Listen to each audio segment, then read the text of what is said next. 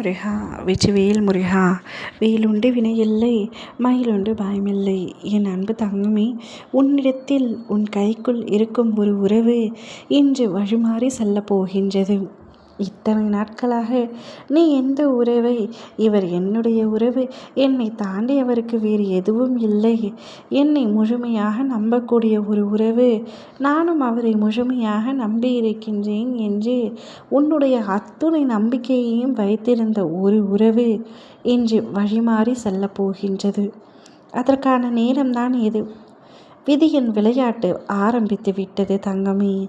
நீ என்னத்தான் ஒருவரை இழுத்து பிடித்து வைத்திருந்தாலும் செல்ல வேண்டும் என்று நினைத்தால் அவர் சென்று விடுவார்.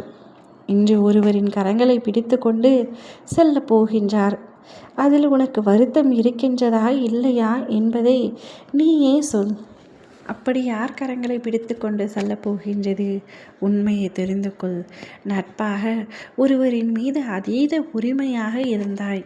ஒரு பக்கம் உன் மனதில் அவரின் மீது ஒரு ஈடுபாடு கூட இருந்தது. ஆனால் அந்த உறவு வேறு ஒரு உறவின் மீது அதிகமான அன்பு வைத்தது, காதல் செய்தது. இப்பொழுது அந்த வேறு ஒருவர் உன்னுடைய நட்பிடம் இனி நீ அவருடன் பேசக்கூடாது என்று கூறப்போகின்றது. அதை கேட்டு உன்னுடைய நட்புக்கு கஷ்டமாக இருந்தாலும் நீயா இல்லை அவர் நேசிக்கும் அந்த உறவா என்று பார்க்கும் பொழுது அவருக்கு என்ன செய்வது என்று புரியாமல் இறுதியில் அவர் நேசிக்கும் உறவு தான் அவருக்கு முக்கியம் என்று சென்று விட்டார். உன்னுடைய மனம் எவ்வளவு வலிக்கும் அந்த இடத்தில் என்று எனக்கு நன்றாக தெரியும். எப்பொழுதும் நட்பா காதலா என்று பார்க்கும் பொழுது காதல்தான் ஜெயிக்கின்றது, நட்பு தோற்று விடுகின்றது. சில சமயங்களில் நட்பு எவ்வளவு உன்னதமாக இருந்தாலும் பல சமயங்களில் தோற்றுத்தான் இருக்கின்றது. உன்னுடைய அருமை தெரியாமல் இல்லை, உன்னுடைய பெருமை புரியாமல் இல்லை.